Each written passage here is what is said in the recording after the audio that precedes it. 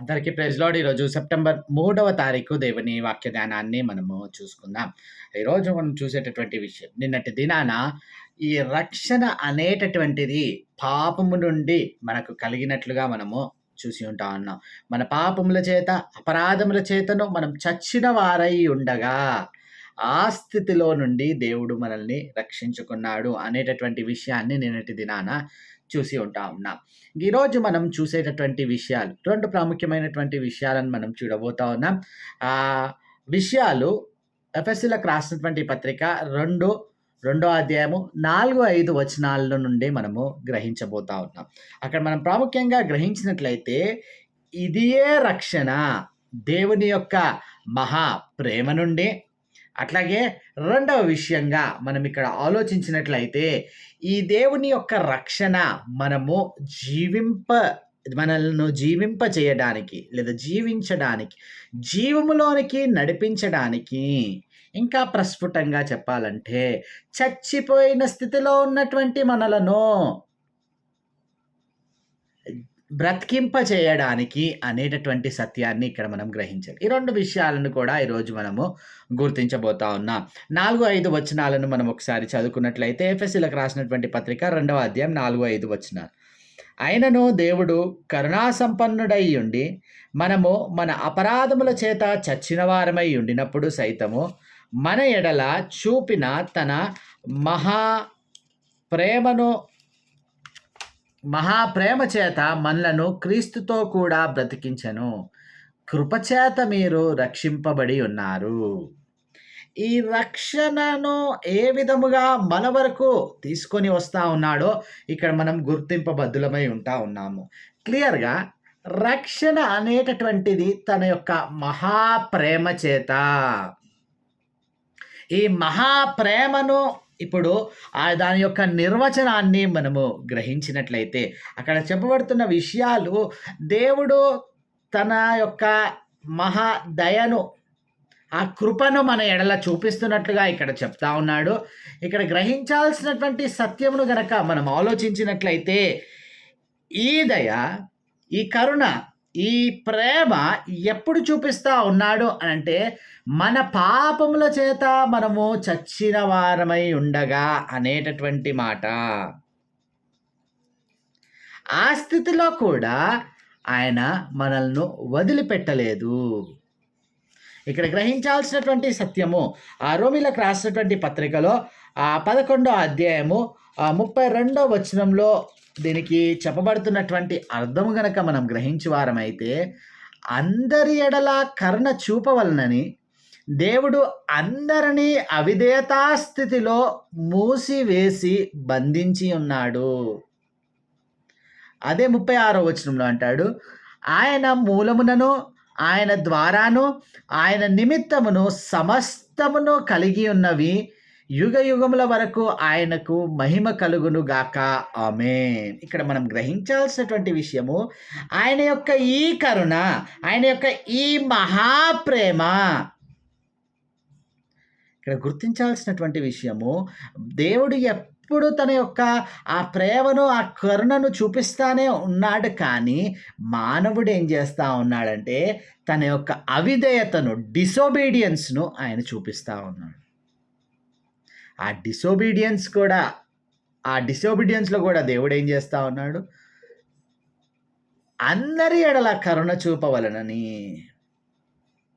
ఈ డిసోబీడియన్స్ కూడా ఎందుకు చూపిస్తూ ఉన్నారు మానవులనంటే, దేవుడు మానవులు అంత అవిధేయులైనప్పటికీ కూడా ఆ కరుణను చూపించినట్లుగా మనం అక్కడ ఆలోచించినట్లయితే, ఆది మానవుడైనటువంటి ఆదాము మొదలుకొని నేటికి మన వరకు కూడా ఆలోచించండి, మనమేం అవిధేయత చూపించట్లేదా?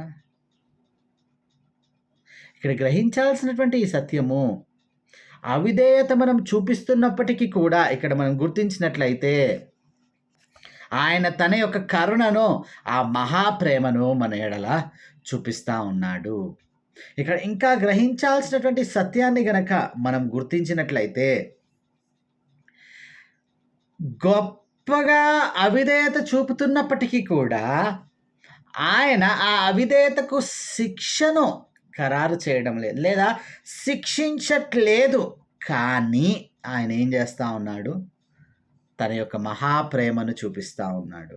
ఇక్కడ మనం గ్రహించాల్సినటువంటి సత్యంను గనక మనం ఆలోచించినట్లయితే, మానవుడు చూపిస్తున్నటువంటి తన యొక్క విప్లవాత్మకమైనటువంటి ఆ స్వభావానికి, ఇంకా మనం అక్కడ ఆలోచించినట్లయితే తను దిగజారిపోయినటువంటి స్వభావానికి, అట్లాగే ఇంకా పూర్తిగా దేవుని యొక్క ఆ ప్రేమ నుండి, లేకపోతే దేవుని యొక్క ప్రణాళిక నుండి పారిపోయినటువంటి స్థితిలో, నిరాశ నిస్పృహలో దిగజారిపోయినప్పటికీ దేవుడు వదిలిపెట్టట్లేదు.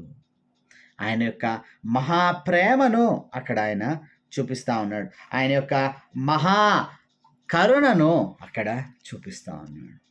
ఇంకా అక్కడ చెప్పబడుతున్నటువంటి మాటను గనక మనం ఆలోచించినట్లయితే, యోహాను సువార్తలో 15వ అధ్యాయము 13వ వచనంను గనక మనం గ్రహించే వారమైతే అక్కడ చెప్పబడుతున్నటువంటి చక్కని మాటను మనం గుర్తించగలుగుతూ ఉంటాం.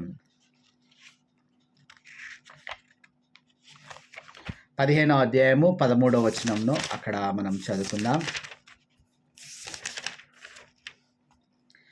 తన స్నేహితుల కొరకు తన ప్రాణము పెట్టువానికంటే ఎక్కువైన ప్రేమ గలవాడెవడునో లేడు. అంటే ఎంతగా మనల్ని ప్రేమిస్తున్నాడు అంటే, మనం ఎంతగా అఫెండ్ చేసినప్పటికీ, మనం ఎంతగా అవిధేయత కనపరిచినప్పటికీ ఆయన ఎంతగా మనల్ని ప్రేమిస్తూ ఉన్నాడు అనంటే, చివరకు తన ప్రాణము పెట్టడానికి కూడా ఆయన వెనుక తీయలేదు. ఇక్కడ మనం గ్రహించాల్సినటువంటి విషయంను గనక మనం ఆలోచిస్తే, తన స్నేహితుల కొరకు అంటా ఉన్నాడు. అంటే ఆయన నిన్ను నన్ను ఒక స్నేహితునిగా ఎంచి, ఎటువంటి స్నేహితుడు, ఈ లోకపరంగా మోసపరిచే స్నేహితులు కాదు, కానీ ఎటువంటి స్నేహితుడని, ప్రాణము పెట్టడానికి కూడా ఆయన మన కొరకు వెనకాడనటువంటి స్నేహితుడు. ఇంతకన్నా మహాప్రేమ ఎవరైనా చూపించగలుగుతారండి? ఈ విషయాన్ని ఆలోచించాలి. ఇక్కడ ప్రశ్న ఏంటనంటే, ఇంతటి ప్రేమ చేత నీవు రక్షించబడి ఉన్నావు సరే, ఆ ప్రేమను గుర్తించి ఈనాడు ఈ రక్షణలోనికి వచ్చినటువంటి వారైతే ఆ ప్రేమను గుర్తించి ఆ ప్రేమకు కట్టుబడి జీవితాన్ని జీవిస్తూ ఉన్నారా? ఒకవేళ రక్షించబడినటువంటి వారైతే ఈ ప్రేమ నీ కొరకు వేచి చూస్తూ ఉంది. ఈ విషయాన్ని నువ్వు గుర్తించాలి. రెండో విషయాన్ని ఇక్కడ ఇదే వచనాల్లో గనక తన మహాప్రేమ చేత అని మనం చెప్పుకుంటా ఉన్నాము. ఈ ప్రేమను చూపిస్తూ ఇక్కడ చెప్పబడుతున్నటువంటి మాటను గనక మనం ఆలోచించినట్లయితే, ఏదైతే అపరాధముల చేత చచ్చిన వారమై ఉన్నాడు అనేటటువంటి ఆ మాట పలుకుతా ఉన్నాడో, మనలను క్రీస్తుతో కూడా బ్రతికించెను. ఈ రక్షణ మనలను చచ్చిన వారమై ఉండగా జీవములోనికి నడిపించేటటువంటి రక్షణ, బ్రతికించడానికి నడిపించబడేటటువంటి రక్షణ అని మనం ఇక్కడ గుర్తించాలి. ఇక్కడ బ్రతికించడానికి నడిపించబడినటువంటి రక్షణ అనేటటువంటి సత్యాన్ని గనక మనం ఆలోచిస్తే, ఇక్కడ ఇదే రోమీలకు రాసినటువంటి పత్రికలో అక్కడ క్లియర్గా చెప్పబడుతున్నటువంటి విషయాలు, అక్కడ పాపమునకు మనకు రావాల్సిందేమిటి, లేకపోతే ఆ చచ్చిన స్థితిలో నుండి మనల్ని ఎక్కడికి నడిపిస్తూ ఉన్నాడు, ఆ విషయాలన్నీ కూడా క్లియర్గా అక్కడ మనము చెప్పబడుతుండడం కలుగుతూ ఉంటాము. అక్కడ క్లియర్గా మన ప్రాచీన స్వభావమును ఏం చేస్తాం అంటే, ఇటువంటి పాపపు స్థితిని, ఇటువంటి పాపపు జీవితాన్ని అక్కడ మనం స్పష్టంగా గుర్తించినట్లయితే, పాపము కృప, ఈనాడు మానవుడు ఈ కృపను ఏం చేస్తా ఉన్నాడంటే, ఆ దేవుడు చూపిస్తున్నటువంటి అనంతమైనటువంటి ఆ కృపను మరింత పాపము చేయడానికి వాడుతూ ఉన్నాడు. అందుకు కాదండి, ఇక్కడ క్లియర్గా చెప్పబడుతున్నటువంటి మాట రోమీలకు రాసినటువంటి పత్రిక 6వ అధ్యాయం 1వ వచనం, అలాగైనా ఏమందుము, కృప విస్తరింపవలనని పాపమంది నిలిచి ఉందుమా? అట్లనరాదు. పాపము విషయమై చనిపోయిన మనము ఇక మీదటగా ఎలాగు దానిలో జీవించుదుము. క్రీస్తు యేసులోనికి బాప్తిసం పొందిన మనమందరము ఆయన మరణములోనికి బాప్తిసం పొందితిమని మీరు ఎరుగరా? కాబట్టి తండ్రి మహిమ వలన క్రీస్తు మృతుల్లో నుండి ఎలాగు లేపబడెనో అలాగే మనమును నూతన జీవము పొందిన వారమై నడుచుకొనున్నట్లు మనము బాప్తిస్మము వలన మరణములో పాలు పొందుటకై ఆయనతో కూడా పాతి పెట్టబడితిమి.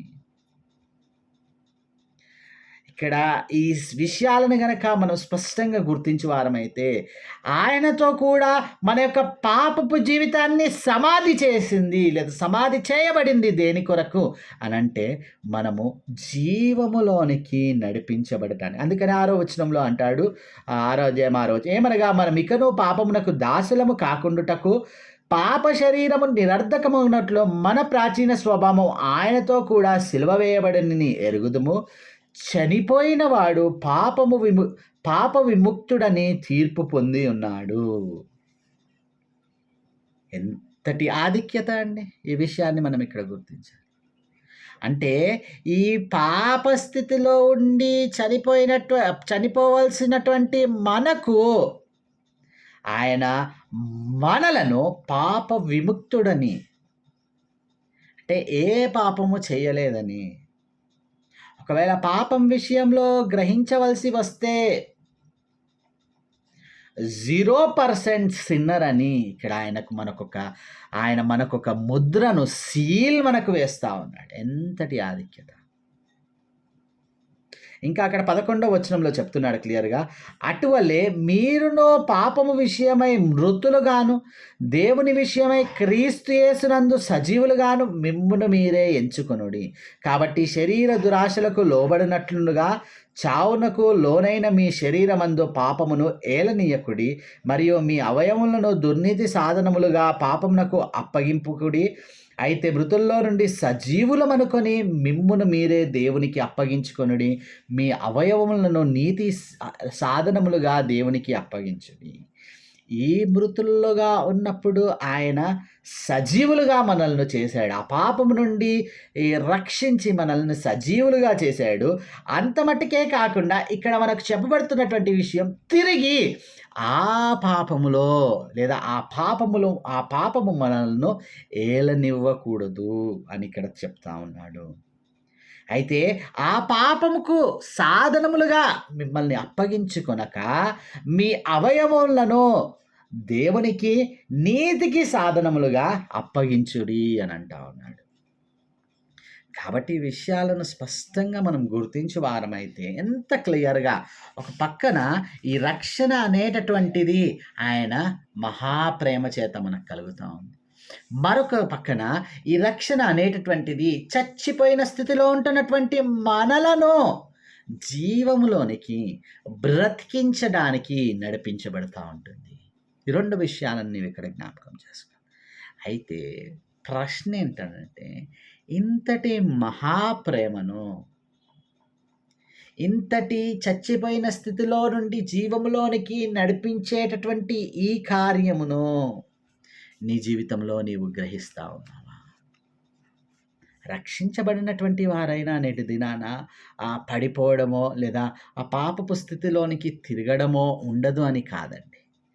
అయితే ప్రశ్న ఏంటనంటే, తిరిగి ఆయన యొక్క మహాప్రేమను గుర్తించి తిరిగి చచ్చిపోయిన స్థితిలోనికి జారిపోకుండా ఆయన దినదినము మనల్ని బ్రతికిస్తూ ఉన్నాడు, జీవములోనికి నడిపిస్తూ ఉన్నాడు. ఆ యొక్క శాంక్టిఫికేషన్ ప్రాసెస్లో, ఈ పరిశుద్ధతలో ఆయన మరింత పరిశుద్ధతలోనికి మనల్ని నడిపించడానికి సిద్ధంగా ఉన్నాడు. అయితే ఇక్కడ క్లియర్గా చెప్పబడుతున్నటువంటి మాట, ఈ నీతికి సాధనములుగా మన అవయవములను మనము దేవునికి అప్పగించుకొనుచున్నామా, లేదా ఇంకా పాపమునకే అప్పగించేటటువంటి వారుగా ఉంటా ఉన్నారు? ఈనాడు ఆ మహాప్రేమ లేదా ఆయన జీవములోనికి లేదా బ్రతికించడానికి మన ఎడల ఈ రక్షణను, అందుకని అక్కడ ఏమంటాడు, కృపచేత, ఈ 2 చెబుతూ మహాప్రేమ చేత కరుణ చేత అక్కడ బ్రతికించాడు. ఈ కృప చేత మీరు రక్షించబడి. క్లియర్‌గా ఇక్కడ చెప్పబడుతున్నది. Salvation is from God's pure love. ఆయన యొక్క గ్రేట్ లవ్ నుండి ఆ సాల్వేషన్ వచ్చింది. ఈ సాల్వేషన్ గూడా ఎక్కడికనంటే ఈజ్ ఇంటూ ద లైఫ్. చచ్చిపోయిన స్థితిలో నుండి జీవములోనికి నడిపించడానికి, చచ్చిపోయిన స్థితిలో నుండి బ్రతికించడానికి అని ఇక్కడ స్పష్టంగా గుర్తించాలి. ప్రార్థన చేసి, అత్యంత కృపగల దేవ, అయ్యా ఈ రక్షణ మాకు నీ యొక్క గొప్ప ప్రేమ అయ్యా గొప్ప పాపములో ఉంటున్నటువంటి స్థితిలోనే తండ్రి దేవ, అయ్యా మా యొక్క విప్లవాత్మకమైన స్వభావములోనే తండ్రి దేవ మీరు మమ్మల్ని శిక్షించలేదు. ఆ అవిధేయతలోనే కూడా తండ్రి మీరు మాకు అయ్యా మహా కోపమునకు బదులుగా, మహా ఉగ్రతకు బదులుగా మహా ప్రేమను మా ఎడల చూపించారు.